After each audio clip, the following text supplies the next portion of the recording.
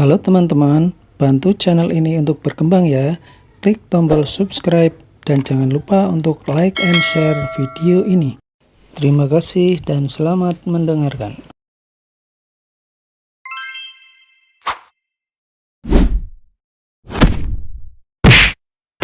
Bab 221, Melankolis. Gregory Barnes, Raja Kota Giant. Ekspresi wajah Ivan Reed langsung berubah. 2 hari yang lalu, dia mendengar dari sekermak bahwa keluarga Barnes adalah yang paling dihormati di Giant. Bahkan keluarga bangsawan akan menunjukkan rasa hormat kepada Gregory. Keluarga Barnes tidak muncul untuk waktu yang lama, sekitar 300 tahun. Pada masa-masa awal kerajaan Dragonfire, leluhur keluarga Barnes memberikan kontribusi yang sangat besar. Bersamaan dengan berdirinya kerajaan Dragonfire, keluarga Barnes juga bangkit di Giant. Nenek moyang keluarga Barnes dianugerahi tanah Giant dan menjadi kepala Giant. Posisinya sangat tinggi, dan kemudian keluarga Barnes berakar di Giant. Pengaruh keluarga Barnes telah mengakar sangat kuat di Giant. Selama bertahun-tahun, kepala Giant diganti, tetapi Giant selalu berada di bawah kendali keluarga Barnes. Keluarga Barnes adalah Raja Kota Giant. Jadi, pemimpin keluarga Barnes dikenal sebagai Raja Kota Giant. Meskipun keluarga Barnes kuat, mereka tetap low profile sepanjang waktu. Orang awam dan generasi muda hampir tidak tahu keberadaan keluarga Barnes. Hanya beberapa miliarder, orang kuat, dan keluarga bangsawan yang mengenal keluarga Barnes. Keluarga Barnes memiliki akar yang dalam di Giant. Tidak mudah untuk mencabut dan menggulingkan mereka. Terlebih lagi, kalau keluarga Barnes dihancurkan maka akan mempengaruhi terlalu banyak orang. Sejujurnya, dengan kekuatan keluarga Barnes, setidaknya ratusan ribu tentara bisa dikirim ke Giant untuk mendukungnya. Akan tetapi, jika masalah ini benar-benar ada hubungannya dengan Raja Kota Giant, Ivan harus membuat mereka membayar harganya, tidak peduli seberapa sulit, berbahaya, dan mustahil. 20 tahun yang lalu, keluarga Barnes sudah menjadi Raja Kota Giant. Mengapa mereka menyerang keluarga Reed? Ivan tidak bisa mengerti. Aku juga tidak tahu. Aku hanya curiga pada Raja Kota Giant. Lagi pula, di masa lalu, keluarga Reed dihancurkan dalam semalam, dan lebih dari 90% aset keluarga Reed diambil oleh keluarga Barnes. Augias sudah tenang dan menghela nafas. Setelah itu, aku mengganti namaku, membuat identitas baru, dan bekerja keras hanya untuk 2 misi. Yang pertama adalah mencari tahu kebenaran tentang kejadian tahun itu, dan yang kedua adalah menemukanmu. Namun, aku telah menghabiskan hampir 20 tahun di medan perang untuk jabatan dan kekuasaan. Ketika aku benar-benar menjadi dewa perang dan memiliki kekuatan yang cukup, aku hanya dapat menemukan petunjuk bahwa insiden itu terkait dengan Gregory. Dan tidak ada cara untuk cari tahu hal lain. Gregory lebih unggul dariku. Dia berada di posisi tinggi. Aku tidak bisa menghubungi dan menyelidiki dia. Aku khawatir aku tidak bisa menyelesaikan misi pertama bahkan jika aku menghabiskan seluruh hidupku. Augias merasa sedikit melankolis dan kecewa, tetapi segera matanya menjadi energik lagi. Untungnya, Tuhan memberkati dan aku telah menemukanmu. Tuan Reed, kamu adalah harapan keluarga Reed. Ivan dalam suasana hati yang sedih, bukan karena sulit untuk membalas dendam, tetapi karena lebih dari 150 orang dari keluarga Reed terbunuh. Meskipun mereka telah meninggal selama sekitar 18 tahun, dan video pengawasan tidak jelas, perasaan hubungan darah dan kematian kerabat masih membuatnya sedikit tidak tenang. Namun, dia masih memiliki kerabat yang masih hidup. Ibu kandungnya. Setelah hening sejenak, Ivan mengubah topik pembicaraan dan bertanya. Kakek Augias, Anda mengatakan bahwa ada 3 orang yang lolos dari bencana tahun itu, yaitu Anda, saya, dan ibu saya, kan? Iya. Augias mengingat-ingat dan berkata. 2 hari sebelum kejadian, Joe sepertinya memiliki firasat, jadi dia memintaku untuk melindungimu dan ibumu untuk kembali ke rumah kakek nenekmu. Kakek nenekmu juga memiliki bisnis yang bagus di kota Sisbay pada waktu itu. Pada hari ketiga setelah kami kembali, ada kabar buruk dari keluarga Reed. Ibumu mungkin mengetahui sesuatu, tetapi dia tidak mengatakan apa-apa lagi. Dia hanya mengatakan bahwa keluarga Reed pasti matinya bukan karena api. Dia juga mengatakan bahwa orang-orang itu bahkan membunuh 3 anjing-anjing, jadi mereka pasti tidak akan membiarkan dia, kamu, kakek nenekmu, dan aku hidup. Untuk bertahan hidup, malam itu ibumu, kakek nenekmu, dan aku mengantarmu ke pedesaan semalaman dan menempatkanmu di pintu kantor bisnis telekomunikasi, karena orang-orang di aula bisnis bekerja dari pagi, dan ada pasar di sebelahnya. Seseorang akan segera menemukanmu, dan sebelum pergi, kami meninggalkan nama dan informasi ulang tahunmu di bedong, selain cincin di tanganmu. Kantor bisnis? Ivan mengangkat alisnya sedikit, dengan senyum masam di sudut mulutnya.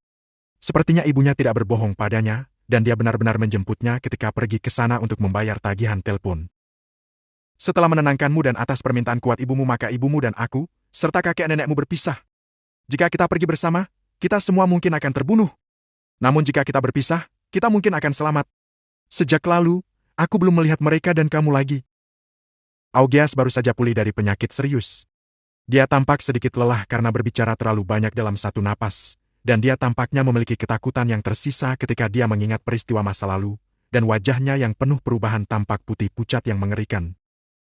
Aku telah mencarimu selama bertahun-tahun, tapi sayangnya, tidak ada petunjuk tentang ibumu. Sedangkan untukmu, aku masih bisa mencari dengan namamu. Tapi, ada cukup banyak orang bernama Ivan di kerajaan Dragonfire. Bahkan di kota Sisbei, ada lebih dari 2.000 orang bernama Ivan. Selain yang lahir, ada 439 anak angkat bernama Ivan, belum lagi seluruh Giant. Sulit bagi Kua untuk menemukan kamu dari begitu banyak orang. Selain itu, sering terjadi perang dengan negara asing di tahun-tahun ini, dan aku tidak dapat menghindarinya. Aku tidak punya pilihan selain mencari kamu hanya dengan cincinmu. Cincin itu seharusnya menjadi benda yang sangat berharga, jika tidak ibumu tidak akan meninggalkannya untukmu saat dalam bahaya. Aku pikir selama aku menemukannya, saya akan menemukanmu, jadi aku menggambarnya dari ingatan dan meminta beberapa teman di kota Sisbei untuk membantu menemukannya. Beberapa waktu lalu, saya akhirnya mendapat kabar. Setelah waktu berlalu lebih dari 18 tahun. Tuhan memberkati, Tuan Reed, akhirnya, aku menemukanmu. Dalam kegembiraannya, Augeas berkata dengan sedikit penyesalan. Tuan Reed, awalnya saya pikir dengan dukungan saya, tidak akan sulit bagi Anda untuk menjadi petarung tertinggi Giant. Lagi pula, di seluruh Giant, tidak banyak yang bergelar dewa perang, tapi sayang, aku tidak menyangka akan ada kejadian dalam pertempuran di Pulau Ban. Apakah itu kura-kura tenang? Tanya Iwan. Dia bilang hanya sedikit orang yang tahu keberadaanmu hari itu. Dia dan kamu pergi untuk menenangkan penduduk asli di Pulau Ban, dan kemudian, sesuatu terjadi padamu, kan? Naga hitam, harimau pintar, kura-kura tenang, dan Phoenix api semuanya dikultivasikan oleh saya lebih dari 10 tahun yang lalu, dan hanya mereka berempat yang tahu identitas saya. Mereka tidak memiliki orang tua. Beberapa dari mereka adalah gelandangan yang diculik dan dijual ke perbatasan sebagai budak, dan yang lain menderita akibat perang luar negeri tanpa kerabat yang masih hidup. Mereka telah mengikuti saya selama lebih dari 10 tahun, dan saya selalu menganggap mereka sebagai orang kepercayaan dan anak-anak saya sendiri sementara mereka selalu menganggap saya sebagai ayah mereka. Mata Augeas tampak melankolis. Bab 222, kamu tak mengenalku. Tidak pernah terpikir oleh saya bahwa anak saya akan mengkhianati saya dan menikam saya ketika saya tidak berdaya. Augeas tampak murung. Apa yang dia katakan datang dari lubuk hatinya. Selama bertahun-tahun, dia telah merawat, mengajar, dan mempromosikan mereka seperti anak-anaknya sendiri. Dia tidak pernah membayangkan bahwa suatu hari, kura-kura tenang akan menikamnya dari belakang. Saya tidak menyangka dia akan tiba-tiba mengkhianatiku. Anak itu selalu sangat jujur, dan dia yang paling lugas dari keempatnya. Tapi hari itu, dialah yang menikamku dari belakang, dan aku terluka parah olehnya tanpa tindakan pencegahan apapun. Bahkan saat ini, Augeas tidak tahu mengapa kura-kura tenang akan mengkhianatinya. Kakek Augeas, kamu tidak perlu sedih. Karena itu sudah terjadi, biarkan saja.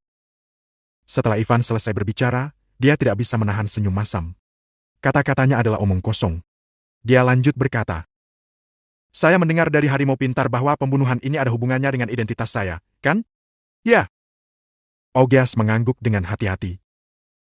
Selama pertempuran, mereka menyebut namamu. Mereka mungkin ingin membunuhku terlebih dahulu, dan kemudian membunuhmu. Tuan Reed, sekarang kamu harus lebih berhati-hati. Orang-orang itu mungkin telah mengetahui identitasmu, karena mungkin telah diungkapkan oleh kura-kura tenang atau orang lain. Selama waktu ini, naga hitam dan yang lainnya dapat melindungimu. Ivan menggelengkan kepalanya dan berkata, Kakek Augeas, aku bisa melindungi diriku sendiri, dan biarkan mereka bertiga tetap di sisimu. Itu. Ketika Augeas bertemu dengannya untuk pertama kalinya, dia sudah mengetahui strategi Ivan dan telah menyaksikan beberapa di antaranya. Ketika mereka bertemu untuk pertama kalinya, dia hanya mencoba sedikit, dan Ivan sudah setara dengannya.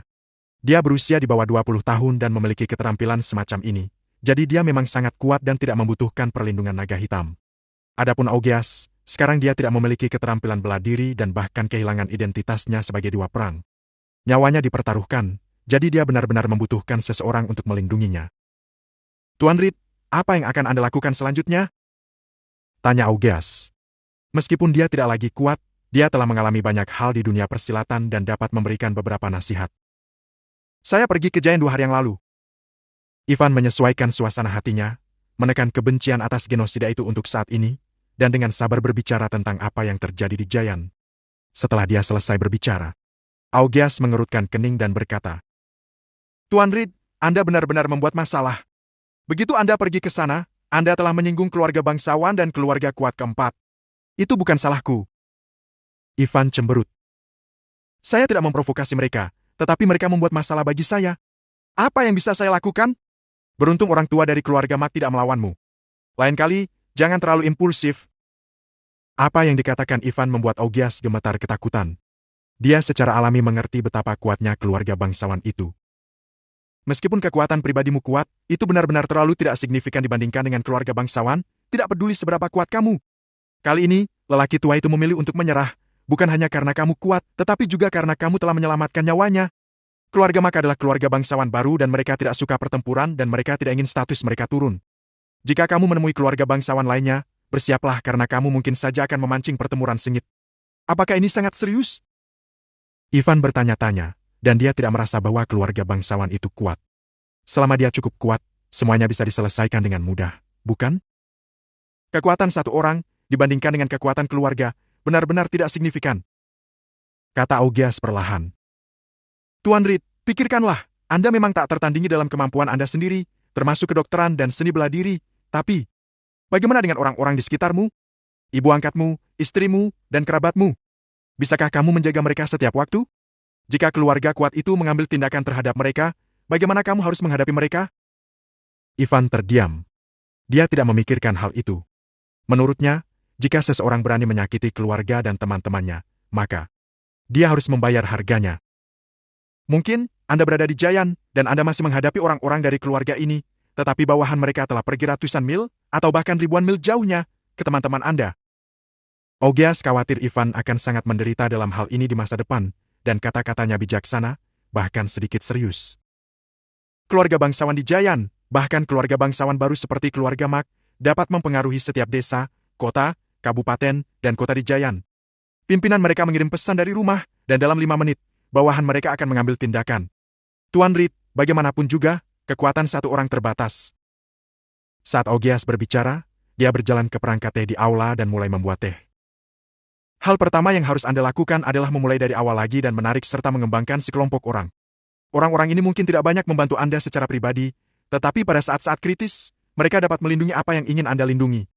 Alasan mengapa keluarga bangsawan kuat bukan karena seberapa kuat dan menakutkan para kepala keluarga mereka, beberapa di antaranya hanya orang biasa. Tetapi para petarung yang kuat itu juga tidak berani menyinggung mereka, dan mereka kagum pada mereka. Mengapa? Karena di belakang mereka adalah keluarga bangsawan. Mereka bisa membuat para petarung ini menghilang dari dunia. Teh sudah dibuat, dan Augias menyerahkan secangkir teh kepada Ivan. Pada akhirnya, kekuatan adalah yang paling penting. Ivan setuju dengan Augias sampai batas tertentu. Alasan mengapa keluarga itu kuat adalah kerja sama banyak orang dan kekuatan gabungan mereka. Pada akhirnya, itu adalah masalah kekuatan. Kekuatan yang berbicara. Jika dia sendiri lebih kuat dari jumlah semua anggota keluarga, tidak ada yang perlu dikhawatirkan. Ivan mengambil cangkir teh itu, menyesapnya, dan melanjutkan. Jika saya begitu kuat sehingga mereka akan takut bahwa saya akan membalas dendam pada mereka dan menghancurkan keluarga mereka ketika mereka mengambil tindakan terhadap orang-orang di sekitar saya, apakah mereka masih berani melakukannya? Baiklah. Augias bingung dengan pertanyaan Ivan, tetapi segera dia tersenyum dan menggelengkan kepalanya. Tuan Reed, meskipun kamu kuat, kamu masih perlu waktu untuk tumbuh dewasa. Dengan bakatmu, begitu kamu dewasa, banyak orang akan menghormati dan takut padamu. Tapi tidak sekarang, keluarga bangsawan sangat kuat, hubungannya rumit, dan tidak ada yang tahu kekuatan mereka yang sebenarnya. Jika Anda ingin melampaui semua keluarga bangsawan dengan kekuatan Anda sendiri, kita bahkan belum tahu apakah ada orang di dunia ini yang bisa melakukannya. Bahkan jika Anda bisa, setidaknya Anda membutuhkan 10 hingga 20 tahun atau lebih. Aku khawatir sebelum hari itu, maksudku, bisakah kita hidup sampai hari itu? Augias hanya berharap Ivan bisa tetap tenang, dan mencoba yang terbaik untuk menahan diri. Augias ingin dia berkembang dengan cepat, belajar bergantung pada kekuatan besar, dan pada saat yang sama menciptakan kekuatannya sendiri. Tapi saya tidak berpikir itu akan memakan waktu 10 tahun untuk saya. Ivan menyesap teh lagi. Tuan Reed, Anda hanya tahu sedikit tentang keluarga bangsawan. Augias sangat sabar dan hendak mengatakan sesuatu, tetapi Ivan tiba-tiba berkata. Kakek Augias, kamu juga tidak mengenalku. Bab 223, Kembar 5. Ivan meletakkan cangkir tehnya. Tatapannya tampak tegas, penuh ketekunan dan tekad. Dia telah memperoleh warisan cincin Gwynwood dan berlatih metode kultivasi primordial. Dia mengambil cara yang tak terkalahkan dan sewenang-wenangnya. Bagaimana dia bisa mencapai kesuksesan di masa depan jika dia malu-malu dalam melakukan sesuatu dan bertentangan dengan niat awalnya? Terlebih lagi, Dia tahu betapa kuatnya metode kultivasi primordial.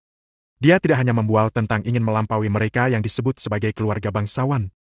Selama dia cukup kuat, dia bisa mengatasi kesulitan apapun. Augeas telah mengalami kebaikan dan keburukan kehidupan. Dia memiliki caranya sendiri dalam menghadapi dunia. Hal ini bisa dipahami Ivan. Namun, cara Augeas mungkin tidak cocok untuk Ivan. Semua orang memiliki sisi yang berbeda. Bagi Ivan, Augeas menempatkan hal-hal yang tidak penting di atas hal yang mendasar. Selama dia cukup kuat, kekuasaan dan kekayaan akan datang padanya. Tidak perlu sengaja mengejar mereka. Ketika Augeas hendak minum teh, dia tiba-tiba berhenti. Dia tidak minum tehnya untuk waktu yang lama. Tatapannya yang tua, tapi sangat tegas, bertemu dengan tatapan Ivan. Mereka berdua seperti dua pedang tajam yang saling beradu. Satu pedang telah mengeras, tenang dan terkendali, sementara yang satu lagi hanya sebuah pemula dengan ujung yang tajam. Kedua jenis kekuatan itu benar-benar berbeda. Haha, hebat! Setelah beberapa saat, Augeas berhenti menatap Ivan. Ada berbagai emosi yang melintasi mata Augeas. Ada rasa lega, khawatir, senang dan sedikit kesedihan. Dia senang bahwa Ivan memiliki pemikirannya sendiri dan bersyukur bahwa Ivan adalah orang yang ambisius. Dia juga khawatir jalan masa depan Ivan akan sangat sulit. Dia merasa sedih adalah karena dia tidak tahu Ivan harus berkata apa. Dia tidak tahu kura-kura tenang yang telah bersamanya sepanjang tahun, apalagi Ivan yang sudah bertahun-tahun tidak tinggal bersamanya. Namun, dia tidak keberatan dengan kognisi dan ide Ivan. Dia tidak hanya tidak keberatan dengan mereka, tapi juga menghargai ide-idenya. Dia merasa orang muda harus seperti ini. Remaja harus percaya diri, kan? Jika Ivan benar-benar melakukan apa yang Augeas katakan, apa bedanya Ivan dengan boneka?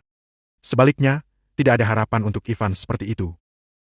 Tapi kakek Augeas, kamu benar, aku benar-benar harus membentuk pasukan. Ivan tidak sepenuhnya menolak saran Augeas. Dia memang membutuhkan kekuatan, jika tidak. Jika dia terlibat dalam segala hal, dia akan kelelahan. Nanti dia mana ada punya waktu untuk berkultivasi? Selanjutnya, aku akan memindahkan karier Ellen ke Giant agar dia bisa berkembang di sana. Pada saat yang sama, aku akan menemukan cara untuk bertemu dengan yang dipanggil Raja Kota Giant. Tentu saja, ada satu hal lagi yang tidak disebutkan Ivan. Yaitu, dia masih harus menemukan ibu kandungnya. Meskipun tidak ada petunjuk, dia harus berusaha untuk menemukan sesuatu dan melakukan penyelidikan. Setelah mengobrol dengan Augeas untuk waktu yang lama, ketika dia pergi meninggalkan rumah courtyard, hari sudah senja. Ivan menghentikan taksi dan pergi ke area villa hutan. Ivan tidak memberitahu Ellen bahwa dia telah kembali ke kota Sisbey dan akan memberi Ellen kejutan. Pada malam hari di area villa hutan, ada villa di mana-mana. Villa puncak bukit terang benderang, menerangi setiap inci tanah. Adegan ini membuat Ivan memikirkan adegan demi adegan dalam pantauan di sore hari. Matanya sedikit memerah dan dia mengepalkan tangannya. Ayah, kakek, nenek, semua orang keluarga Reed, aku bersumpah aku pasti akan membalaskan dendam kalian. Meskipun Ivan bukan orang jahat sejak dia kecil, dia sama sekali bukan orang baik. Dia tidak bisa mencintai dan bersikap murah hati seperti orang-orang di serial TV yang bisa melepaskan dendam mereka. Bagaimanapun, Ivan adalah orang biasa, pemuda biasa yang bersemangat. Dia harus membalas dendam. Fiuh! Dia menarik napas dalam-dalam, menekan kebencian di hatinya, kembali ke penampilannya yang biasa, lalu dengan cepat berjalan pulang. Terpisah 100 meter, dia pun mengaktifkan penglihatan batinnya dengan tidak sabar untuk melihat apa yang sedang dilakukan Ellen. Setelah melihat, Ivan mengerutkan keningnya. Dia tidak menemukan Ellen, tetapi ada 5 orang aneh di rumah.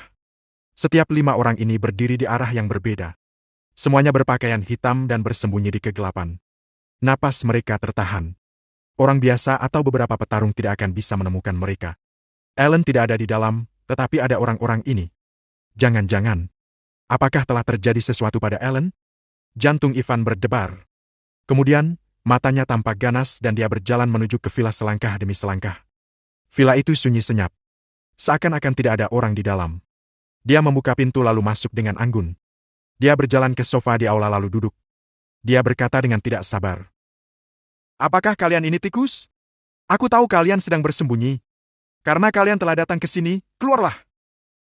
Orang dalam kegelapan itu pun membeku. Yang paling dekat dengan Ivan menampakkan dirinya, dia adalah seorang wanita. Dia mengenakan pakaian ketat berwarna hitam. Di bawah pakaian ketatnya, payudaranya sangat besar. Pantatnya juga cantik. Dia lumayan cantik. Rambut panjangnya dikuncir kuda, dia terlihat sangat bebas dan santai, cerdas dan sedikit cuek. Kapan kamu menemukanku? Ivan terdiam. Dia telah berbicara dengan sangat jelas, tetapi hanya satu yang keluar. Dia mengibaskan tangannya, 4 jarum perak pun terbang ke arah yang berbeda. Pada saat yang sama, 4 sosok yang tersisa juga dipaksa keluar olehnya. Sungguh aneh melihat kelima orang ini terlihat sama persis. Satu-satunya perbedaan mereka adalah pakaian. Mereka ditandai dengan 1, 2, 3, 4, 5. Kembar 5? Ivan tidak memperhatikan wajah mereka tadi, tapi sekarang dia tidak bisa menahan keterkejutannya. Pasti sangat sulit ketika ibu kalian melahirkan kalian. Dia sudah meninggal. Dia meninggal saat melahirkan. Orang yang keluar lebih dulu adalah orang dengan yang tertulis angka 1 di pakaiannya. Dia mengerutkan keningnya dan bertanya, "Bagaimana kamu menemukan kami?" 4 wanita lainnya menatap Ivan pada saat yang sama dengan penasaran. Mereka berlima adalah kembar 5 dan berlatih metode menahan napas. Setiap kali mereka mengintai, apalagi orang, bahkan anjing militer yang terlatih secara profesional tidak dapat menemukan mereka. Alhasil, begitu Ivan pulang, dia malah berhasil menemukan mereka. "Kamu kira kamu punya hak untuk bertanya?" Ivan balik bertanya. "Alasan kalian berlima masih hidup adalah karena aku punya 2 pertanyaan untuk kalian. Pertama, siapa kalian? Kedua, di mana istriku?" Ivan menatap pemimpin mereka. Aura membunuhnya secara perlahan menyebar. "Kamu adalah orang hidup pertama yang menemukan kami. Jadi tidak apa-apa bagiku untuk menjawab 2 pertanyaan ini." Orang dengan nomor 1 yang tertulis di pakaiannya sepertinya tidak takut sama sekali. Dia berkata, "Namaku Yi. Mereka adalah adikku, Erin, Nate, John, dan Jin. Kami berlima disebut bayangan kami berada di peringkat ke-66 dalam daftar pembunuh net gelap. Kami kesini untuk membunuhmu. Seseorang telah membayar 21 miliar untuk membeli nyawamu. Adapun pertanyaan kedua." Yi mengernyit. "Menurutku, itu pertanyaan yang sangat bodoh dan lucu. Dia adalah istrimu. Jika kamu tidak tahu di mana dia, bagaimana kami bisa tahu? Kami adalah pembunuh, bukan pengawal istrimu." Bab 224, Pilihan. Kata-kata Yi membuat Ivan sangat tenang. Jadi, istrinya baik-baik saja. Yi tidak perlu berbohong padanya.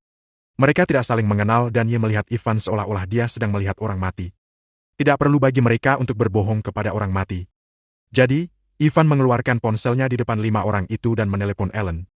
Tak lama kemudian, suara Ellen yang sedikit lelah terdengar dari ujung telepon. "Sayang? Ellen, kamu tidak di rumah? Aku sedang lembur di grup Raspen. Akhir-akhir ini menurut instruksi Tuan Scott, banyak orang dan tim konstruksi telah dipecat. Banyak hal yang perlu diselesaikan. Masih ada rapat saat ini. Apakah kamu sudah kembali ke kota Sisbay?" "Sudah. Nanti aku akan mencarimu." Ivan benar-benar lega dan menutup telepon. "Kupikir kamu akan menelpon istrimu untuk mengucapkan kata-kata terakhirmu."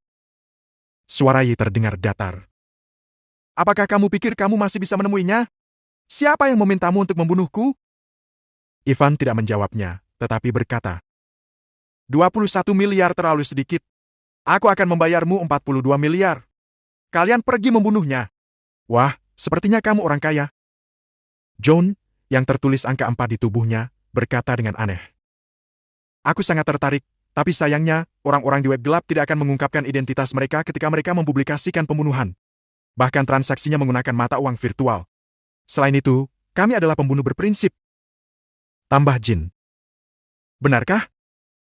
Ivan berhenti mengernyit. Sepertinya dia tidak tahu siapa yang ingin membunuhnya untuk saat ini. Setelah diam sejenak, dia menatapi. "Aku rasa kamu memiliki proposal yang bagus." "Hah?" Yi mengerutkan keningnya. "Kalian berlima sangat pandai bersembunyi. Kalian bisa menjadi pengawal istriku," kata Ivan sambil tersenyum lembut. "Sobat, apa yang kamu pikirkan? Ingin kami menjadi pengawal istrimu?" Nate terkikik. "Mengapa kami mau melakukan itu? Karena aku tampan."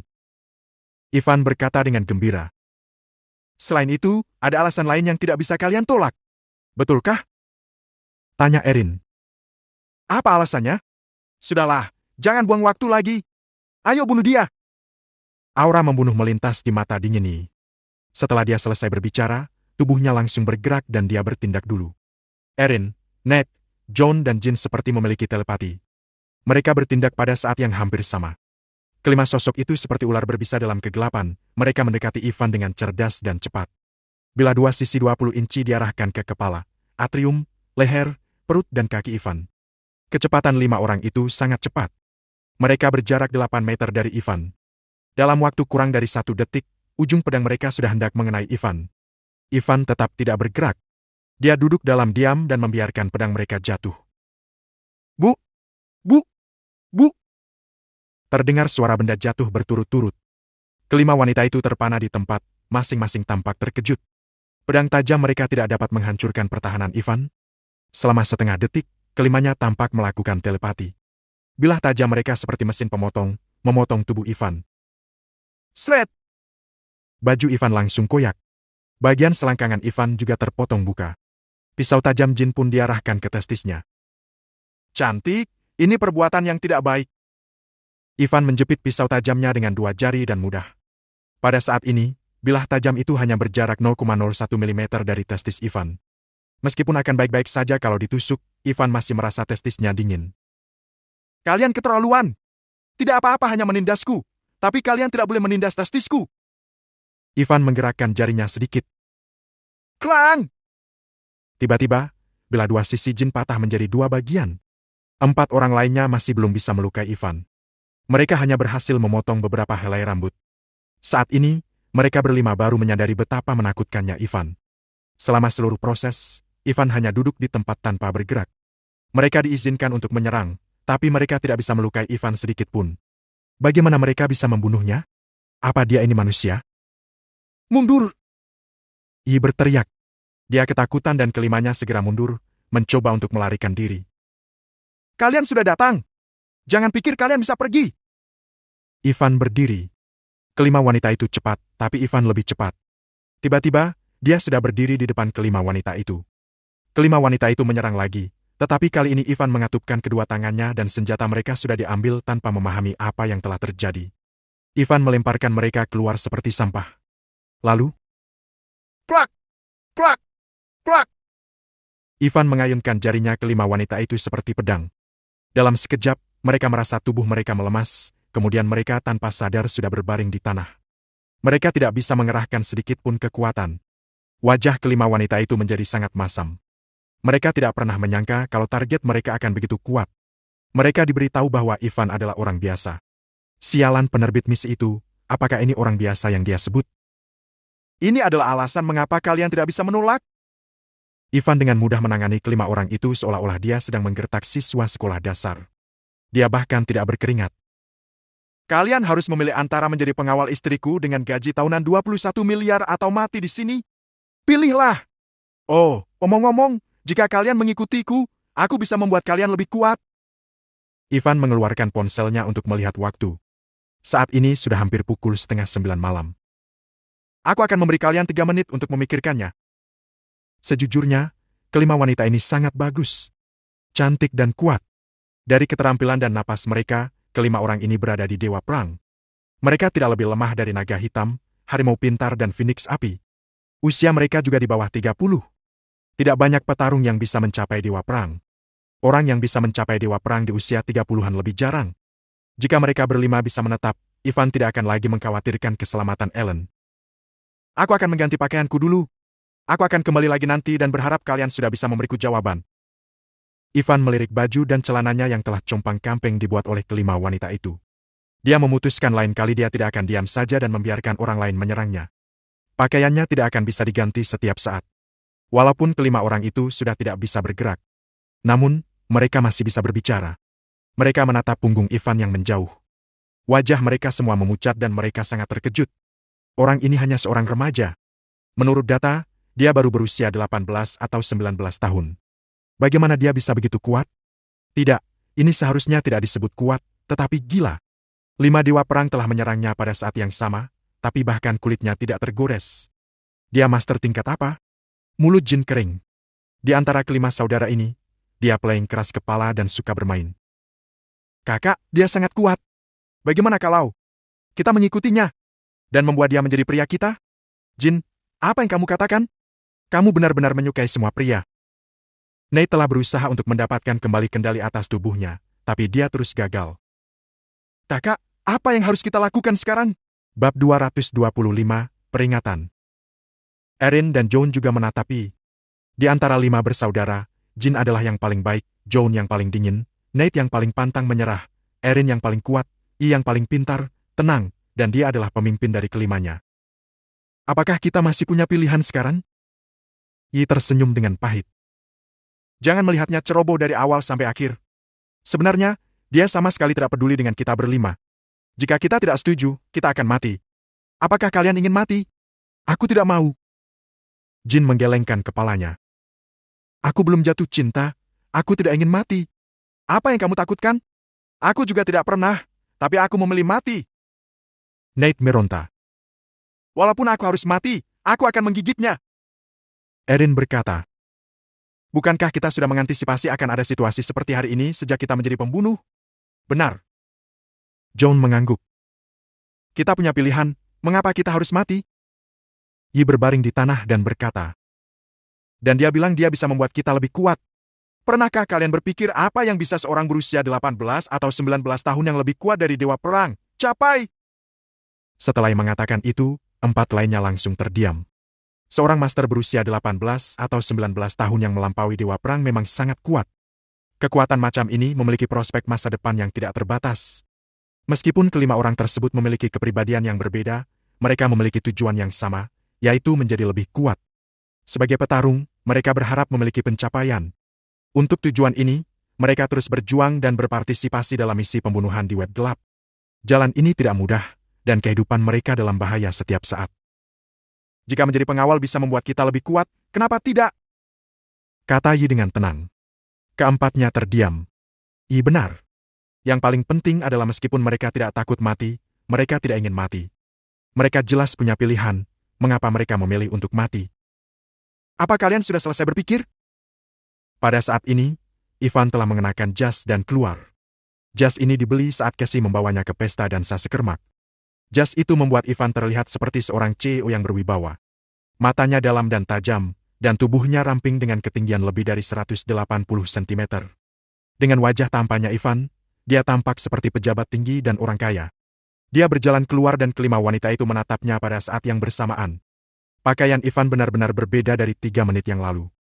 Pada saat ini, dia seperti seorang pangeran. Tadi dia seperti pengemis. Benar-benar berbeda. Kalian! Ivan dengan datar berkata. Ada 10 detik lagi. Sambil berbicara, Ivan mengambil pisau buah di atas meja kopi lalu meletakkannya di depan tenggorokan Yi. Kami setuju. Jin buru-buru berkata. Kami setuju menjadi pengawal istrimu. Benar? Tanya Ivan pada Yi. Yi mengangguk. Bagus sekali. Ivan menyingkirkan pisau buahnya. Jarinya mendarat, lalu dia dengan mudah melepaskan 5 titik akupuntur mereka. Kalian sangat beruntung bisa menjadi pengawal istriku. Ivan melirik kelima orang itu. Kalian berlima dapat bekerja sama dengan baik dan kuat, tapi kalian ada satu kelemahan fatal, yaitu kalian agak lambat. Kecepatan kalian bukan masalah untuk orang biasa, tetapi untuk petarung, kalian masih jauh lebih lambat dan itu perlu ditingkatkan. Hal ini pun terkait dengan cara ki kalian. Ivan menunjuk beberapa titik di tubuh Yi. Rute kimu harus dimulai dari sini. Ke Tianshu, Chiang, lalu ke sini. Akhirnya, ke telapak kaki. Kalian harus melakukannya sekaligus. Menggunakan ki? Ye sedikit bingung. Ya, ki adalah energi batin yang sering kalian para petarung bicarakan. Ivan menjelaskan. Sejauh yang dia tahu, dalam konsep petarung, tidak ada yang namanya ki, tetapi energi batin, tentu saja. Energi batin ini sebenarnya adalah energi dari roh, tetapi energi dari roh terlalu lemah. Alasan utama mengapa mereka kuat adalah karena mereka telah membuka sebagian besar titik akupuntur di tubuh mereka. Selama 2 hari ini, Ivan juga mempelajari Dewa Perang. Mereka hampir sama dengan sebelum Ivan mencapai periode penangkapan energi, alam kultivasi ki. Hanya saja, yang berbeda dengan Ivan adalah ini yang disebut sebagai Dewa Perang tidak memiliki banyak titik akupuntur. Ada 409 titik akupuntur di tubuh manusia, dan jika mereka bisa membuka 100 titik, mereka bisa memasuki Dewa Perang. Dewa Perang tingkat ke-9, seperti Augias, hanya membuka lebih dari 300 titik akupuntur. Selain itu, ki mereka sangat buruk. Ivan memiliki sangat banyak ki sementara mereka hanya memiliki sedikit dan itu bisa habis dengan cepat. Jadi, petarung Dewa Perang sama sekali tidak setingkat dengan Ivan. Tidak berlebihan untuk mengatakan bahwa Ivan dapat menghancurkan Dewa Perang tingkat ke-9 dengan 1 tangan. Mengikuti penjelasan Ivan, Yi mulai menggunakan energi batinnya dengan curiga. Beberapa saat kemudian, ekspresi langsung berubah. Dia sangat terkejut. Setelah mengikuti cara Ivan menjalankan energi batiniahnya, Yi merasa tubuhnya lebih lancar dan damai. Terlebih lagi, pada saat ini, dia benar-benar telah membuka 3 titik akupuntur berturut-turut. Dia tidak mencapai kemajuan apapun selama lebih dari setahun ini. Namun, pada saat ini, napasnya menjadi lebih kuat daripada napas Erin. Semua ini hanya karena beberapa kata Ivan. Gila. Pada saat ini, cara dia memandang Ivan pun berubah. Yi seperti sedang melihat dewa. Dia benar-benar telah diyakini. Tuan Reed! Setelah itu, dia membungkuk dan memberi hormat. Terima kasih, Tuan Reed. Kalian berempat juga. Aku tidak tahu siapa yang mengajari kalian, tapi itu adalah pengajaran yang tidak berguna. Kalian bahkan sudah salah menggunakan energi batiniah kalian. Iwan mengeluh. Setelah melihat ekspresi, keempat bersaudara itu sedikit bingung. Mereka juga segera mengikuti instruksi Ivan untuk menggunakan energi batiniah mereka. Ban! Ban! Ban! Dalam 5 menit, mereka berempat sudah melakukan terobosan. Awalnya, mereka hanya berada di Dewa Perang tingkat ketiga, kini mereka langsung melompat ke tingkat keempat. Selain itu, mereka sangat dekat dengan tingkat kelima. Terima kasih, Tuan Reed. Terima kasih, kata mereka. Erin, Ned dan John yang awalnya enggan menjadi pengawal pun berhasil ditaklukkan. Jin terpesona dengan Ivan sehingga wajahnya memerah. Oke, ini hanya hadiah kenalan. Kedepannya, ikut aku. Jika aku punya sepotong daging untuk dimakan, kalian akan dapat makan sup. Aku akan memperlakukan kalian dengan baik. Ivan berkata. Ikut aku. 5 menit kemudian. Di depan gedung grup Raspend, Ivan memasukkan tangannya ke dalam saku celana jasnya. Tubuhnya yang tinggi serta wajahnya yang tampan membuatnya terlihat mengesankan. Dengan kemampuan kalian, kalian bisa mengintai istriku dan dia tidak akan mengetahuinya. Ketika ada aku, kalian boleh bergerak dengan bebas, tapi jika tidak ada aku, kalian harus melindunginya secara diam-diam. Baik, kepala keluarga muda. Baik, kepala keluarga muda. Kelima wanita itu yang berdiri di belakang Ivan, mengangguk. Ivan terdiam sejenak. Dia berbalik lalu melihat 5 orang itu. Ingat, aku bisa membiarkan kalian hidup dan membunuh kalian.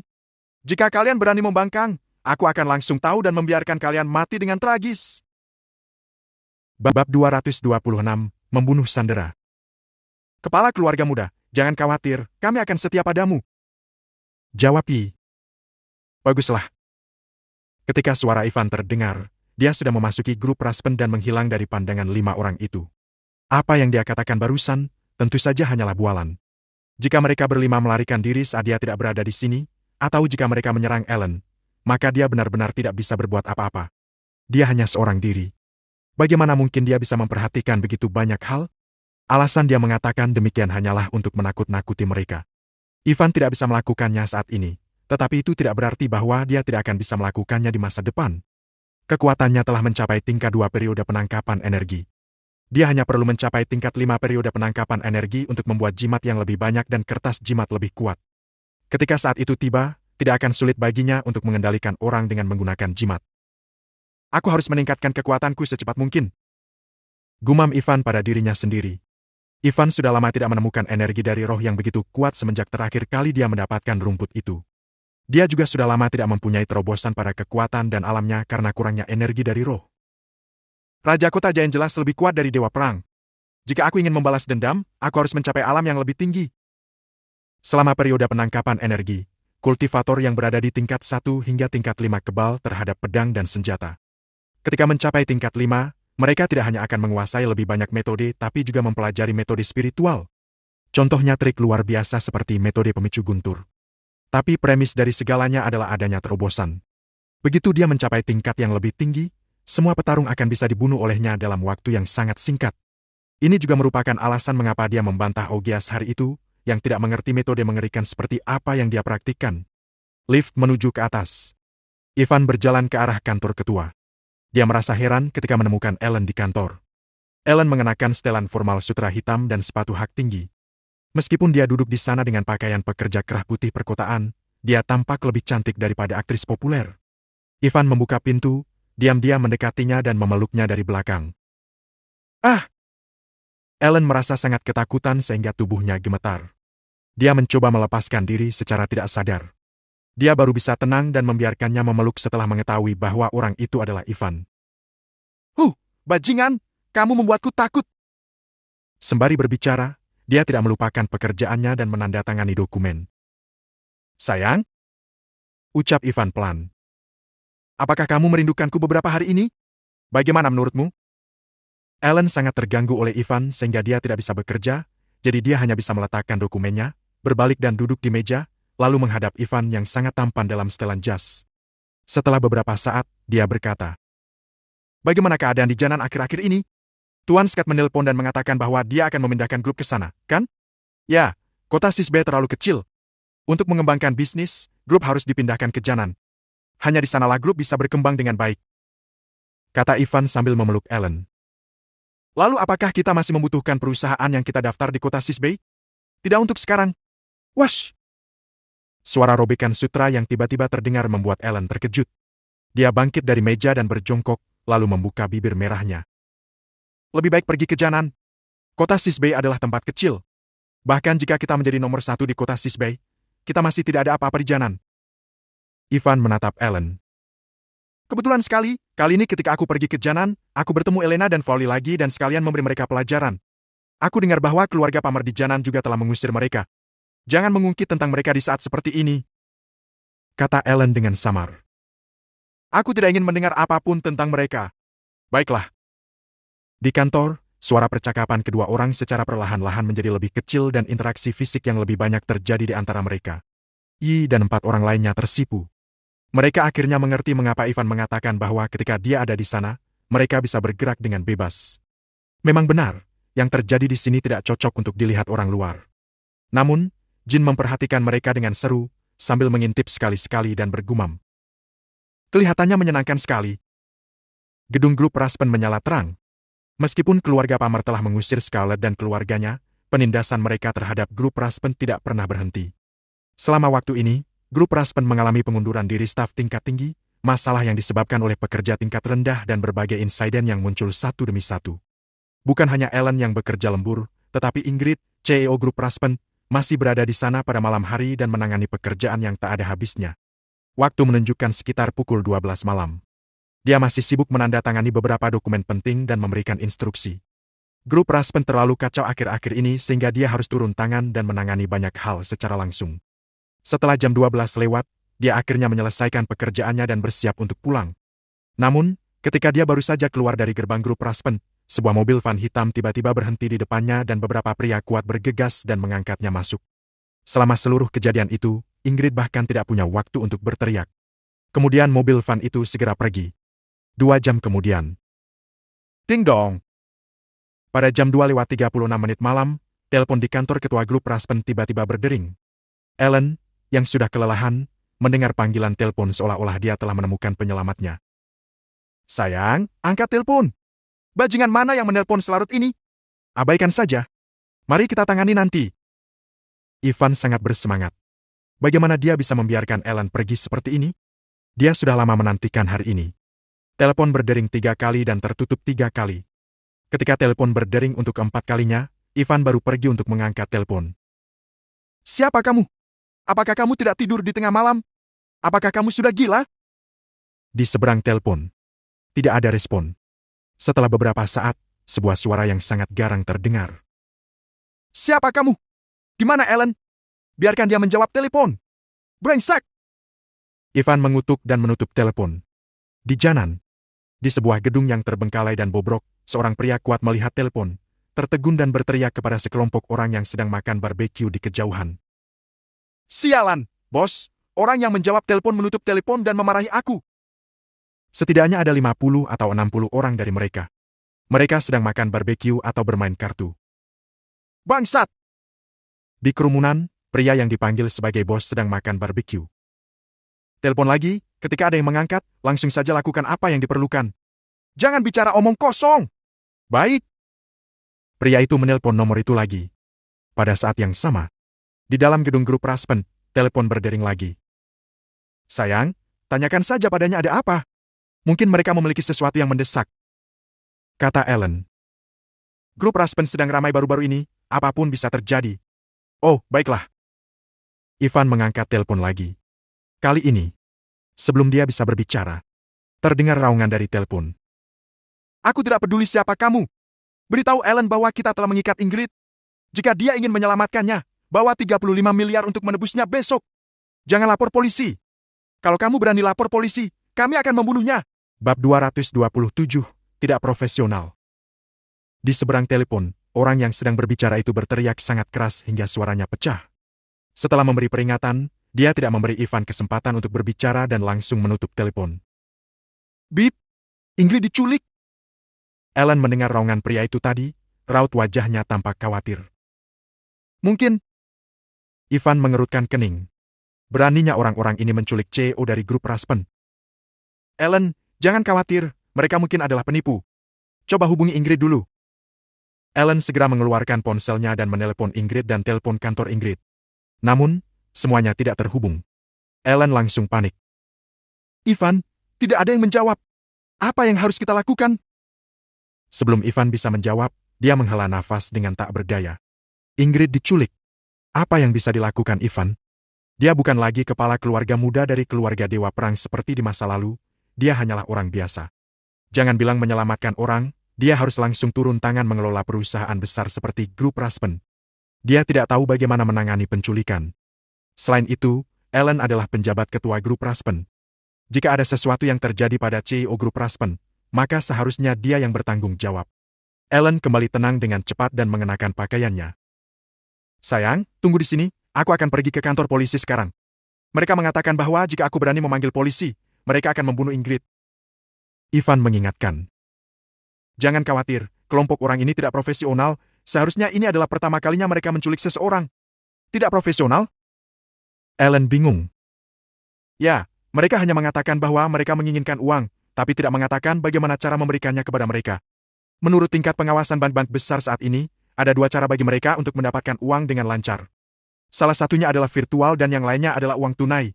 Untuk uang tunai, mereka memerlukan setidaknya satu kendaraan untuk mengangkutnya, waktu dan lokasi untuk transaksi. Untuk uang virtual, setidaknya harus ada email untuk menerimanya. Ivan menganalisis. Pria itu selesai berbicara dan menutup telepon dengan tergesa-gesa. Jelas bahwa mereka bukan penculik profesional, lalu mereka meminta 35 miliar.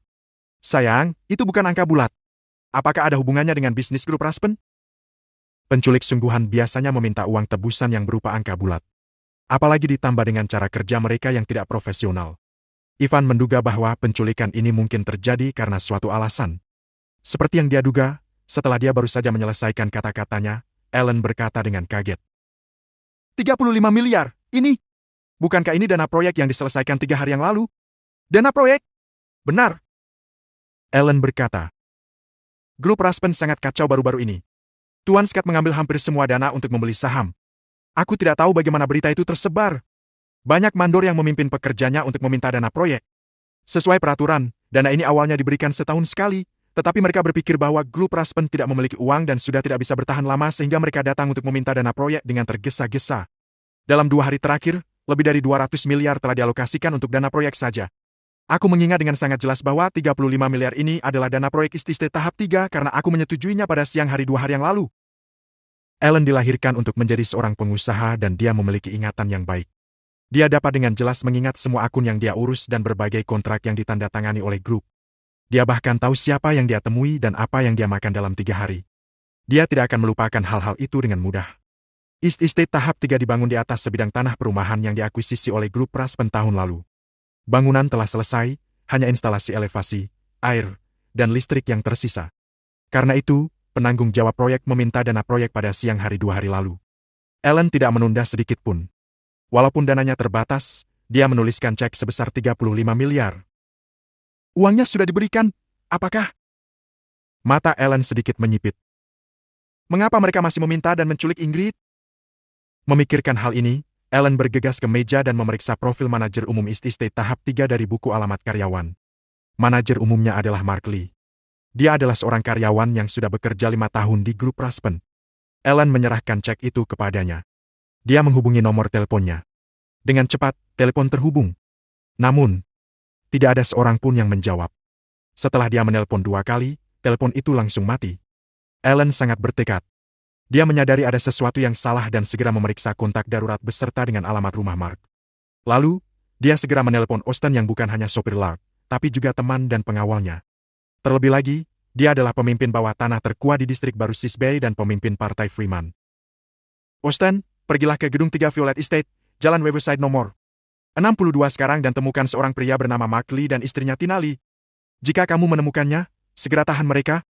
Jika tidak, cobalah yang terbaik untuk menemukan mereka. Ellen mengambil alih grup Raspen dan menggantikan Lard sebagai penjabat ketua. Dia tentu saja tahu beberapa tokoh inti grup Raspen sebelumnya dan juga identitas Austen. Austen adalah orang yang paling cocok untuk menangani hal-hal seperti ini. Dengan caranya, dia mungkin akan bisa menanganinya lebih cepat daripada polisi.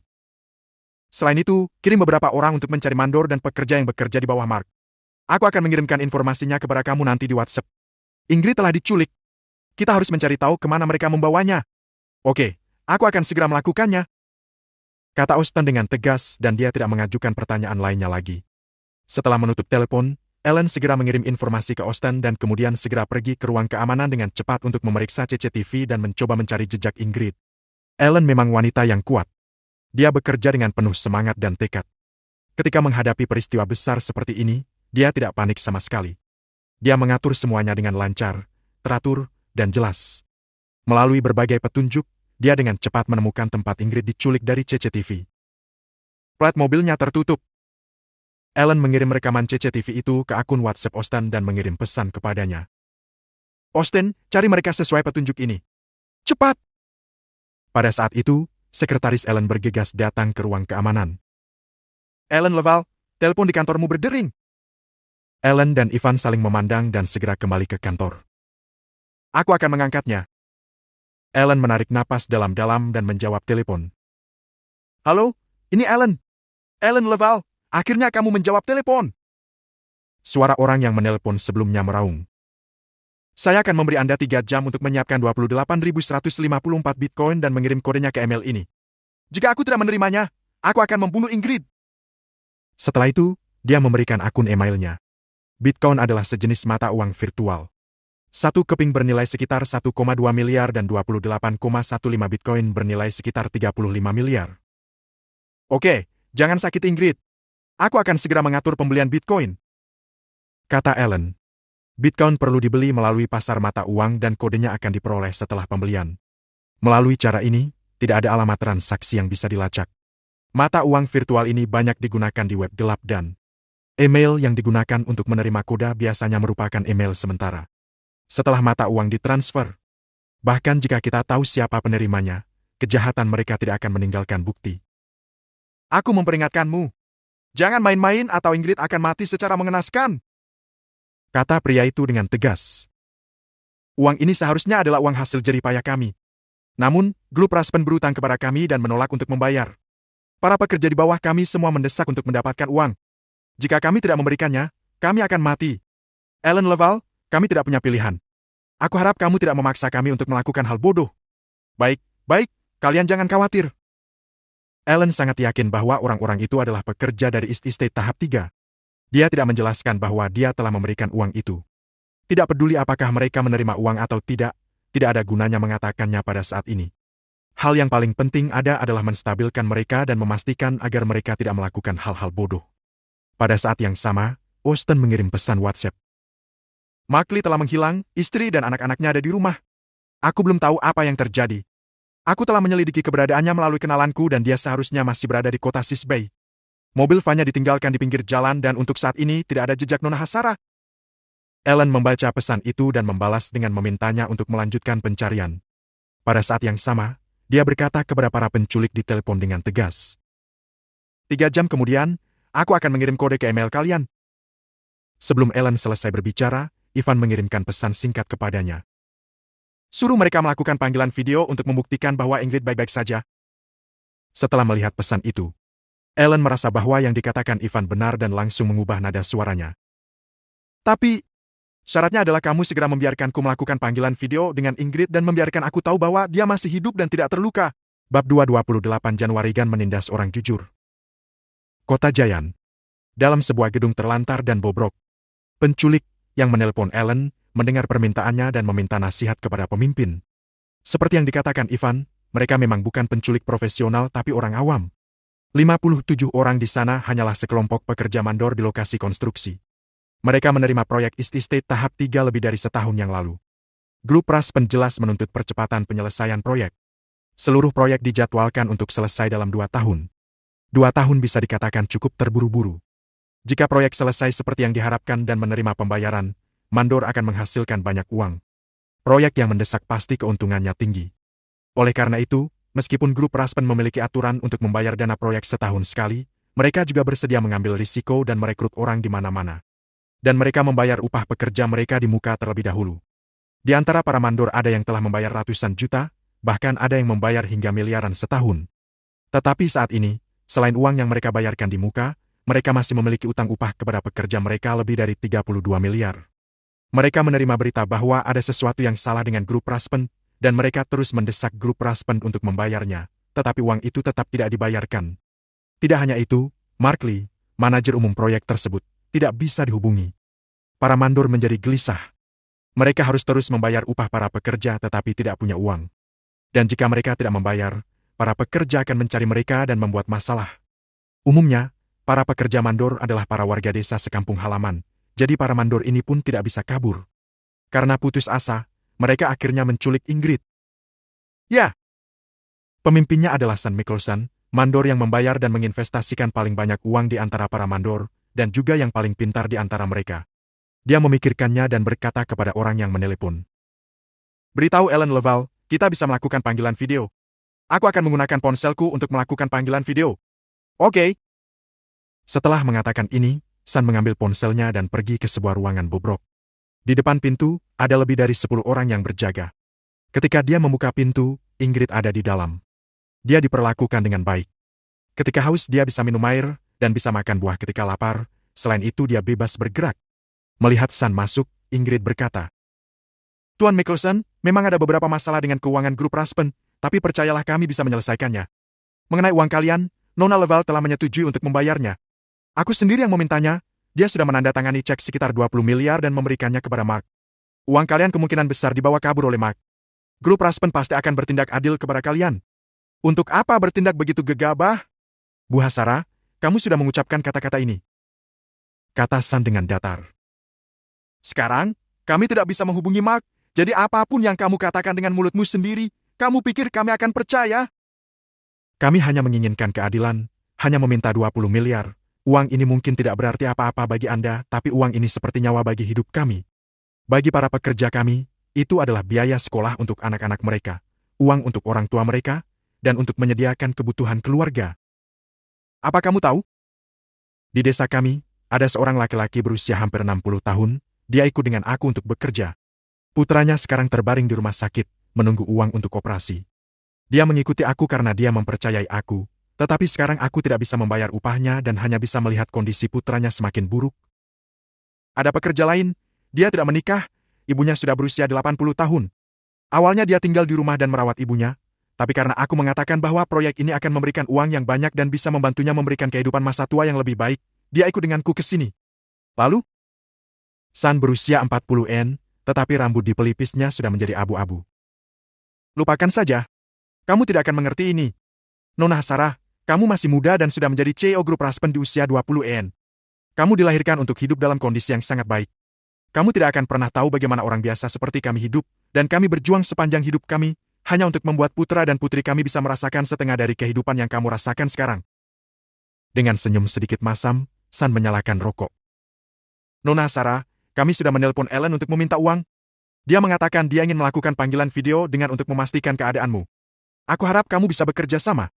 Kami adalah mandor tenaga kerja, tetapi kami juga orang yang jujur.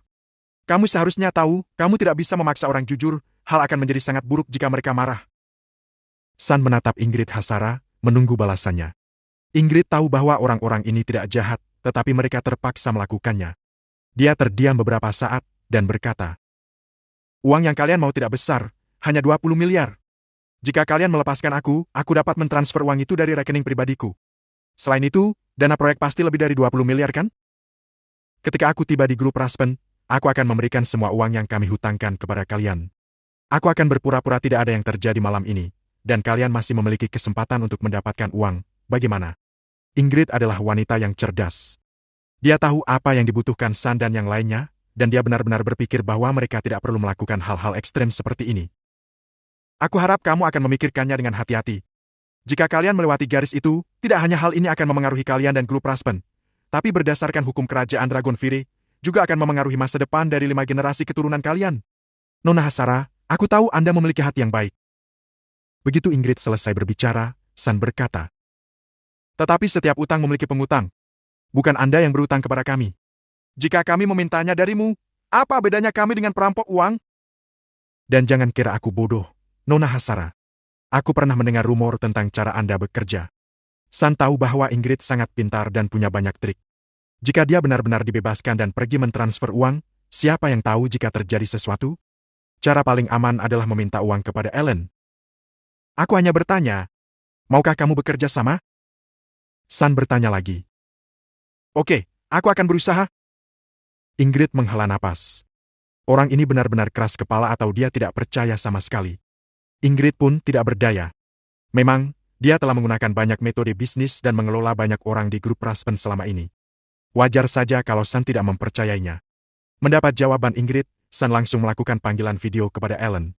Setelah terhubung, sebelum Ellen dapat berbicara, San berkata, Nona Leval, Anda akan memiliki waktu 1 menit untuk berbicara dengan Nona Hasara. Aku harap Anda akan melakukan apa yang Anda janjikan setelah bertemu dengannya. Anda sudah tahu bahwa permintaan kami tidak tinggi, hanya sekitar 20 miliar. Dibandingkan dengan seluruh proyek ististit tahap 3, itu semua sangat sedikit, kami tidak serakah sama sekali. Jangan khawatir. Melihat San, dugaan Ellen terbukti. Ini semua pasti karena Mark melarikan diri dengan uang mereka dan membuat mereka gelisah. Faktanya, San dan yang lainnya tidak serakah sama sekali. Mereka adalah penculik yang paling baik hati. Mereka hanya ingin mendapatkan uang untuk membayar para pekerja. Sedangkan uang yang mereka investasikan dan uang yang seharusnya menjadi milik mereka, mereka tidak memintanya. Pertama, berbisnis dan menjadi mandor tenaga kerja selalu memiliki risiko yang harus mereka tanggung. Kedua, ada masalah dengan keuangan grup Raspen. Bukan hanya pekerja saja yang meminta uang, bank, perusahaan-perusahaan, pemasok material, dan lain-lain juga meminta uang. Jika mereka meminta terlalu banyak, grup Raspen mungkin tidak mampu memberikannya. Ketiga, begitu sesuatu yang tidak terduga terjadi dan mereka tertangkap, maka dengan jumlah sekecil itu, mungkin grup Raspen akan memaafkan mereka dan mereka bisa mendapatkan hukuman yang lebih ringan. Meskipun San tidak memiliki pengalaman menjadi penculik, dia cukup bijaksana. Dia memindahkan ke kamera belakang dan diarahkan kepada Ingrid. Nona Leval, silakan berbincang-bincang. Ingrid, apa kabar? Apa mereka melakukan sesuatu padamu? Ellen khawatir ketika dia melihat Ingrid. Apakah kamu baik-baik saja? Aku baik-baik saja, Nona Leval. Aku diberikan kamar dan orang-orang mereka menjaga di luar. Ingrid berkata, Nona Leval, mereka juga terpaksa untuk melakukannya dan tidak punya pilihan lain. Pasti Mark melarikan diri dengan uang itu. Jika memungkinkan, aku sarankan untuk memberi mereka 20 miliar yang mereka minta terlebih dahulu, baru kemudian menyelidiki Mark. Ketika Ellen hendak mengatakan sesuatu, San menutup video. 1 menit sudah habis, Bu Hasara. Selamat istirahat. Setelah mengatakan kata-kata itu dengan ringan, San keluar. Grup Raspen. Sebelum memulai video, Ivan sudah meminta Sekermak untuk melacak lokasi itu. Meskipun hanya 1 menit, dia sudah menemukan lokasi mereka dari panggilan ponsel San. Jayan, orang-orang ini sangat berhati-hati. Melihat informasi lokasi yang dikirim oleh Seker, Ivan sedikit mengernyit. Dari kota Sisbe City ke Jayan, perlu 3 jam perjalanan.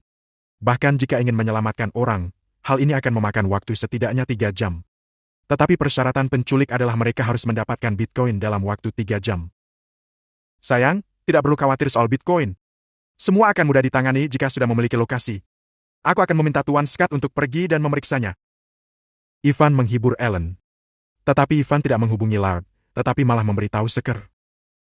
Pergi dan segera selamatkan Ingrid. Ingatlah untuk membawa uangnya. Beri mereka pelajaran tetapi jangan sakiti siapapun. San dan yang lainnya bukan orang jahat, meskipun mereka mengambil jalan yang salah. Tapi ini semua karena mereka dirugikan oleh orang lain. Apalagi grup Raspen masih membutuhkan mereka di masa depan. Selama mereka diberi pelajaran dan mendapatkan uang, Ivan percaya bahwa masalah akan diselesaikan dengan sangat mudah. Ketika Sekar mendapat pesan itu, tanpa ragu-ragu, dia langsung memanggil seseorang, membawa lebih dari 20 miliar dan mengirim 500 pasukan elit milik Solarmark, dan pergi ke lokasi dengan mengendarai mobil. Tapi, mereka tidak tahu bahwa di depan bangunan bobrok dan terbengkalai itu sudah ada seseorang yang tiba sebelum mereka. Maybach hitam diparkir di depan gedung, dan yang paling mencolok bukanlah mobil Maybach ini, tetapi mobil sport seputih salju di belakangnya. Mobil sport semacam ini benar-benar langka. Tampak seperti binatang buas yang merangkak di rumput untuk menyerang mangsanya kapanpun yang dia mau, dan logo di bagian depan mobil itu bahkan lebih mempesona. Shelby, supercar terbaik. Sebuah Shelby berharga setidaknya 98 miliar. Beberapa pengawal turun dari mobil Maybach dan berdiri diam di depan mobil sport. Pada saat yang sama, pintu supercar terbuka seperti sayap, dan kemudian, seorang pria muda keluar dari mobil. Pria itu tingginya sekitar 1,8 meter, dengan bentuk tubuh yang proporsional.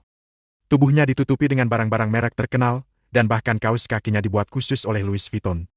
Dia melirik bangunan bobrok di depannya, dan raut jijik dan ketidakpuasan muncul di wajahnya, dan dia menggerakkan mulutnya dengan jijik. Ternyata Ingrid ada di tempat yang bobrok seperti ini. Bab 229, Monster. Pria itu memandangi gedung bertingkat rendah yang bobrok di depannya dan lingkungan yang remang-remang di sekitarnya. Sejauh yang dia lihat, rumah-rumah di sini bobrok dan seperti sampah yang dibuang sembarangan. Daerah itu benar-benar daerah kumuh. Hal yang paling berharga di seluruh jalan mungkin adalah mobil Maybach dan Shelby yang berada di sampingnya. Ah! Pria itu menghela nafas dan menggosok alisnya. Aku tidak menyangka akan datang ke tempat seperti ini seumur hidupku. Setelah mengatakan itu, dia berjalan menuju gedung itu bersama dengan 6 pengawal. Di pintu, beberapa mandor yang sedang merokok sudah memperhatikan mereka. Karena mereka bisa menjadi mandor, mereka bukan orang yang pemalu. Melihat orang-orang itu mendekat, salah satu dari mereka membuang puntung rokoknya dan menghampiri mereka dan bertanya. Siapa kamu? Apa yang kamu lakukan di sini? Begitu dia selesai berbicara, pistol sudah ada di kepalanya. Orang yang memegang pistol adalah pengawal di belakang pria itu. Senjata 5 orang lainnya mengarah ke orang lain di depan gedung. Jika kamu berbicara lagi, kamu akan dibunuh. Pria itu melirik orang-orang ini dengan ringan, memasukkan tangannya ke dalam saku celananya, dan berjalan menuju gedung rendah itu seolah-olah tidak ada orang lain di sekitarnya. Berhenti! Namun, dia dihentikan lagi, dan orang lain di pintu menatapnya dengan tajam. Zaman apa ini? Apakah kamu pikir kamu bisa menakut-nakuti kami dengan beberapa senjata mainan? Apakah kamu tahu siapa kita? Bang! Sebelum mandor itu selesai berbicara, ada titik darah di depan alisnya, dan mawar merah mekar dari bagian belakang kepalanya. Dia berlutut tegak di tanah dan kemudian jatuh ke di atas genangan darah. Orang itu mati begitu saja. Hidup dan mati hanya dalam sekejap. Apakah kamu tahu apa yang kita lakukan? Pria itu melirik mandor yang jatuh ke tanah, lalu melirik mandor lainnya, dan bertanya dengan rasa ingin tahu. Apakah dia selalu begitu berani? Pistol itu menggunakan peredam. Suaranya tidak keras. Namun, mandor yang masih hidup menjadi ketakutan, dan yang ditembak dengan pistol di kepalanya, mulai menjadi pucat. Itu benaran. Pistol itu. Pistol benaran. Dan orang-orang itu menembak tanpa memberikan kesempatan sama sekali. Para mandor tercengang. Bagaimana mereka bisa melihat pemandangan seperti itu? Sebaliknya, pemuda ini dan bawahannya benar-benar gangster, kan? Klup! Suara menelan air liur terdengar satu demi satu, dan mereka benar-benar ketakutan dan membeku. Mereka tidak berani bergerak. Cuma seperti itu. Kamu ingin aku, Lian Hasara, tahu apa yang kalian lakukan? Haha. Betapa konyol dan bodohnya kalian. Ternyata nama pria itu adalah Lian Hasara.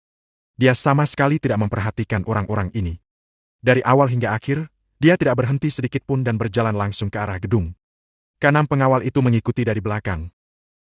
Monster! Siapa dia sebenarnya? Apa hubungan Lian dengan Ingrid? Apakah kita ikut masuk? Para mandor saling memandang lalu memandang orang yang sudah mati di tanah dengan darahnya yang menyilaukan, dan mereka memilih untuk mundur dan melarikan diri. Mereka sudah lama siap ditangkap, dipenjara, atau bahkan ditembak. Namun, ketika menghadapi kematian, mereka masih takut. Tidak banyak orang di dunia ini yang tidak takut mati. Mereka masih sedikit ragu dan melarikan diri dengan cepat tanpa melihat ke belakang. Lian memimpin orang-orangnya ke ruangan kecil. Melihat orang-orang yang terlihat kasar di ruangan itu, dia tidak bisa menahan diri untuk tidak mengerutkan kening. Bagaimana Ingrid bisa bersama orang-orang seperti ini? Dia selalu tidak menyukai pria, apalagi pria yang tidak berguna, bukan?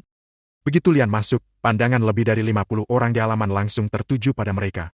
San berdiri dengan waspada dan mengambil pistol tiruan yang telah disiapkan di sisinya. Meskipun pistol itu cuma tiruan, pistol itu bisa melukai dan membunuh orang. Dia menatap Lian, dan bertanya dengan waspada. Siapa kamu? Apa yang kamu lakukan di sini? Keenam pengawal itu memegang senjata di tangan mereka. dan orang-orang di pintu tidak memberitahu mereka. San punya firasat buruk. Bagaimana dengan orang-orang di pintu? Satu orang yang mencoba menghentikanku sudah dibunuh, dan sisanya mungkin melarikan diri. Kata Lian ringan dengan nada yang tenang. Dia telah membunuh seseorang tetapi tidak ada rasa takut, khawatir, kegembiraan, semangat, mual, atau emosi lain di wajahnya, seolah-olah orang yang terbunuh itu bukan manusia, tetapi semut yang diinjak-injak sampai mati. Dia sangat tenang. Aku di sini untuk membawa Ingrid kembali, dan di mana dia? Ellen Leval mengirimmu ke sini? Sand mengerutkan kening. Pengusaha itu benar-benar tidak bias dipercaya. Dan dia tidak menyangka Ellen juga mengenal orang-orang di Giant, dan sepertinya orang ini memiliki latar belakang yang hebat. Pria yang bisa membawa pistol pastilah orang yang hebat. Lagi pula, dulu Sand sendiri memiliki aset puluhan miliar, dan dia tidak bisa mendapatkan senjata sungguhan tidak peduli apapun yang dia lakukan. Ellen Leval? Siapa Ellen Leval? Aku tidak kenal. Lian memimpin 6 orang dan berjalan maju selangkah demi selangkah. Aku akan mengatakannya lagi. Aku mencari Ingrid. Jika kamu ingin menghentikanku, kamu bisa mencobanya. San Mikkelsen. Bang! Bang! Bang! Pada saat ini, di kamar tempat Ingrid dipenjara, dia mengetuk pintu dan berteriak. San Mikkelsen, biarkan aku keluar. Dia dari keluargaku dan tidak ada hubungannya dengan Ellen. Jangan memprovokasi dia, atau akibatnya akan fatal. San Mikkelsen, tolong cepat. Ingrid Hasara, yang selalu tenang, menjadi gelisah. Ketika diculik pun, Ingrid tidak pernah gelisah. Tapi kali ini, dia mendengar suara di luar dan tahu identitas pria itu. Lian Hasara. Sepupunya. Dia terlihat sopan dan ramah, tapi dia sebenarnya seperti monster. Dia telah dikirim ke medan perang sejak dia masih kecil. Meskipun dia telah melakukan kontribusi militer, psikologinya sudah terdistorsi. Dia menganggap kehidupan manusia sebagai suatu keharusan dan tidak peduli dengan urusan membunuh orang. Dia bahkan telah membunuh orang-orang dari keluarga bangsawan, belum lagi orang-orang biasa ini. Baginya, membunuh 1 tidak berbeda dengan membunuh 100. Jika San berhenti dan membuat Lian marah, dia pasti akan mati. Orang-orang ini adalah orang biasa, dan Ingrid tidak ingin mereka terlibat dalam urusan keluarganya. Keluarga Hasara adalah sesuatu yang tidak mampu mereka dekati. Misalnya, Lian membunuh seseorang. Lalu kenapa? Paling kehilangan uang saja. Terima 2,1 miliar tidak? Tidak. Oke, bagaimana dengan 21 miliar? Masih tidak? Bagaimana dengan 42 miliar atau bahkan 63 miliar? Tidak mau uang? Bagaimana dengan kekuasaan? Meski terdengar kejam, tapi sifat manusia, sebagian besar, tidak tahan uji. Biasanya, keluarga korban dengan senang hati menerima uang di bawah 21 miliar dan memilih untuk memaafkannya. Adapun bagian kecil yang tahan uji, keluarga Hasara juga bisa menggunakan berbagai cara. Realitanya tidak berbeda jauh. Tentu saja, 99,99% orang biasa tidak akan pernah melihat hal-hal ini dalam hidup mereka, dan sebagian besar anak-anak dari keluarga yang kuat dan keluarga bangsawan tidak akan menunjukkan kekayaan mereka di depan orang biasa. Kecuali Lian. Itu sebabnya dia menjadi monster. Ingrid mengetuk pintu yang terkunci dengan tergesa-gesa, dengan kekhawatiran dan kecemasan tertulis di wajahnya. San Mikkelsen, buka pintunya cepat! Cepat! Bang! Sebelum Ingrid selesai berbicara, ada suara yang teredam di luar. Itu adalah suara pistol yang menggunakan peredam. Wajah Ingrid pucat dan berhenti mengetuk pintu. Dia menatap keluar melalui celah pintu. Bab 230, harus kembali. Ketika Seker tiba, dia hanya melihat darah. Genangan darah di luar dan di dalam. 500 tentara elit yang mereka bawa mengepung gedung itu, bersiap-siap untuk menyelamatkan orang. Pada saat yang sama, ada juga mobil pembawa uang yang membawa uang tunai sebesar 20 miliar. Seker sudah memikirkan bagaimana cara untuk memberikan uang kepada orang-orang itu dan bagaimana meyakinkan mereka untuk membiarkan Ingrid pergi sebelum dia datang ke sini. Ketika dia sampai, dia terkejut. Melihat sekeliling, tidak ada siapa-siapa. Hanya ada darah. Tuan Mak, ada yang telah meninggal di sini.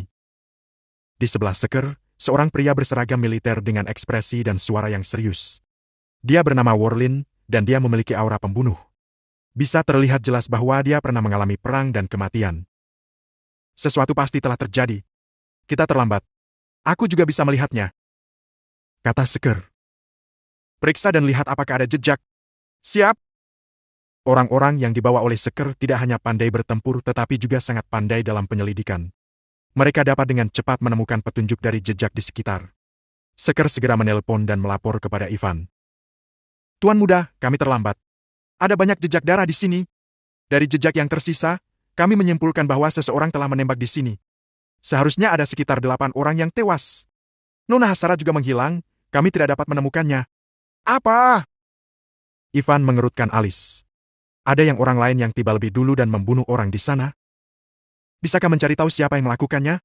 Ada sistem pengawasan yang dipasang di sini, aku bisa memeriksanya. Kata Seker.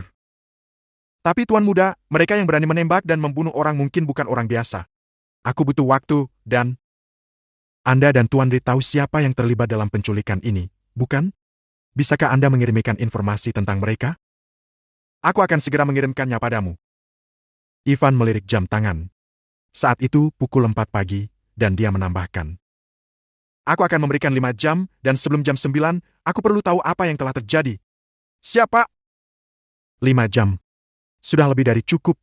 Jika keluarga bangsawan dengan sistem pengawasan dan informasi orang-orang yang terlibat, gagal mengetahui apa yang terjadi dalam waktu 5 jam, dia sungguh tidak berguna. Setelah Sekar menutup telepon, War berdiri di sampingnya dan menambahkan. Tempat di sekitar sini jelas telah dibersihkan, seseorang telah menembak di sini tetapi tidak ada peluru yang ditemukan. Tapi belum dibersihkan secara menyeluruh. Mungkin mereka tahu bahwa kita akan datang, jadi mereka pergi dari sini sebelum Tia sampai. War, kamu bertanggung jawab atas masalah ini, dan kamu punya 3 jam untuk menemukan petunjuknya. Sekar melihat informasi yang dikirim oleh Ivan dan menyerahkannya kepada War. Kamu tahu cara untuk melakukannya, kan? Tuan Mak, jangan khawatir. Aku pasti akan menemukannya. Kata War. Beberapa kilometer jauhnya dari gedung-gedung bobrok, di tengah jalan, mobil Maybach berjalan dengan mulus. Di belakang Maybach, Shelby mengikuti dari dekat. Namun, bukan Lian yang mengemudi. Dia duduk di kursi belakang Maybach. Pada saat ini, dia dengan santai bermain dengan jam tangan Vacheron Constantin, menggerakkan jarum jam tangan terus-menerus. Ingrid duduk di seberangnya. Dia terlihat sangat dingin, seperti gunung es yang indah. Dia menatap pemandangan yang lewat di luar jendela dan tidak mengatakan sepatah kata pun. Hah, Ingrid, tidak perlu merasa sedih. Hanya beberapa orang biasa yang mati. Kenapa kamu terlihat sangat sedih? Lian meletakkan jam tangannya, mengeluarkan sebotol anggur merah dari kotak anggur mobil, membukanya, dan menuangkan segelas untuk dirinya sendiri. Lihat, darah mereka bahkan tidak seberharga segelas anggur merah ini. Setelah mengatakan itu, dia meminum anggur merah itu perlahan. Kemudian dia berkata, Aku kira kamu tidak akan pernah kembali ke Jayan lagi. Pas sekali, ketika aku mau memintamu untuk kembali, kamu berada di Jayan. Ingrid tetap diam. Dia tidak penasaran bagaimana Lian menemukannya. Karena ada chip di tubuhnya yang bisa mengirimkan lokasinya kapan saja. Bukan hanya dia, tetapi juga setiap keluarga Hasara dari generasi ayahnya memiliki chip ini. Ini adalah teknologi pada tahun ke-2030. Chip ditanamkan di tubuh mereka setelah lahir, dan energi pada chip bisa bertahan selama 40 tahun. Dalam kurun waktu 40 tahun ini, keluarga Hasara dapat mengetahui pergerakan dan fluktuasi hidup mereka. Itu berarti dimanapun mereka berada, dan hidup atau mati, keluarga Hasara dapat mengetahuinya dengan jelas. Aku kira kamu datang ke Jayan untuk melakukan bisnis, tetapi tidak aku sangka kamu malah diculik. Bagaimana mungkin mereka yang berani menculik anggota keluarga Hasara tidak membayarnya dengan darah mereka sendiri? Kali ini aku sudah sangat menahan diri dan hanya membunuh 8 orang. Lian mengatakannya dengan enteng, matanya penuh dengan kesombongan dan ketidakpedulian terhadap nyawa. Kami memanggilmu kembali karena ada peristiwa yang menyedihkan. Paman telah meninggal ketika bertempur di luar wilayah, dan mayatnya akan dikirim kembali ke keluarga Hasara hari ini. Dan kamu harus kembali untuk berjaga-jaga di samping peti mati. Apa? Apa? Pupil mata Ingrid tiba-tiba mengecil. Lian adalah putra bungsu dari David Hasara, Tuan Pendekar Hasara, dan paman Lian tidak lain adalah ayah Ingrid. Lian, apa yang kamu katakan? Ayahku. Ya, dia meninggal. Ekspresi Lian masih tidak berubah. Ini bukan masalah besar. Setiap hari ada orang yang meninggal di medan perang. Di luar kerajaan Dragonfire, perang terjadi di mana-mana. Hidup dan mati itu adalah hal yang normal, bukankah begitu? Mata Ingrid memerah, dan tubuhnya tidak bisa berhenti gemetar. Lian adalah monster tetapi dia memiliki satu kelebihan. Dia tidak pernah berbohong karena dia terlalu arogan dan meremehkan berbagai hal untuk bisa berbohong. Setiap kata yang keluar dari mulutnya pasti benar. Ingrid penuh dengan berbagai pikiran. Ayahnya adalah salah satu gelar dewa perang kerajaan Dragonfire, namanya Ben Hasara, dan dia adalah rekan Ogeas dan mereka pernah mengalami keadaan hidup dan mati bersama. Sebagai dewa perang, status Ben dalam keluarga Hasara sangat tinggi. Ratusan ribu tentara dapat dikerahkan untuknya kapan saja. Tapi sekarang, dia telah tiada. Sesaat, Ingrid tampak gila dan mendesak pengemudi. Lebih cepat. Aku harus segera kembali ke keluarga Hasara. Cepat. Haha, pelan-pelan saja. Lian mencibir, dia melihat Ingrid yang cemas seperti sedang mengagumi pemandangan yang indah, dan dia memerintahkan pengemudi untuk mengemudi perlahan. Tiba-tiba, kecepatannya berkurang, bagaikan kura-kura. Lian Hasara. Mata Ingrid sangat merah, menatap pria di depannya. Apakah kamu ingin mati? Lagi pula dia sudah mati. Apa yang kamu khawatirkan? Kata Lian untuk membuat Ingrid kesal. Jika dia mengemudi terlalu cepat, mungkin kita bisa mengalami kecelakaan mobil, dan bahkan tidak akan melihat mayatnya. Bukankah itu lebih buruk? Kamu! Ingrid menggertakkan giginya. Namun, dia segera menahan dirinya. Selain membunuh orang, Lian juga suka melihat kegelisahan dan ketidakberdayaan orang lain. Semakin gelisah dia, semakin Lian akan mengolok-oloknya. Sekarang, dia harus tetap tenang. Dia menyilangkan tangannya, memaksa dirinya untuk tenang, dan pada saat yang sama memikirkan situasinya di masa depan. Kedepannya, mungkin hidupnya akan menjadi susah. Pada awalnya, ayahnya dan David bersaing untuk menjadi tuan pendekar, dan mereka bersaing dengan sengit. Pada akhirnya, ayahnya kalah dan pergi ke luar negeri untuk bergabung dengan militer. Lalu dia berhasil untuk mengendalikan ratusan ribu pasukan dan memiliki kekuatan yang nyata. Jadi David tidak berani melakukan apapun padanya dan ibunya. Dan jika ayahnya benar-benar meninggal, hari-hari baik bagi dia dan ibunya mungkin akan segera berakhir. Tidak sulit untuk melihat hal itu dari sikap Lian terhadapnya. Situasi akan sangat buruk ketika dia kembali ke keluarga Hasara. Tapi kali ini, dia harus kembali.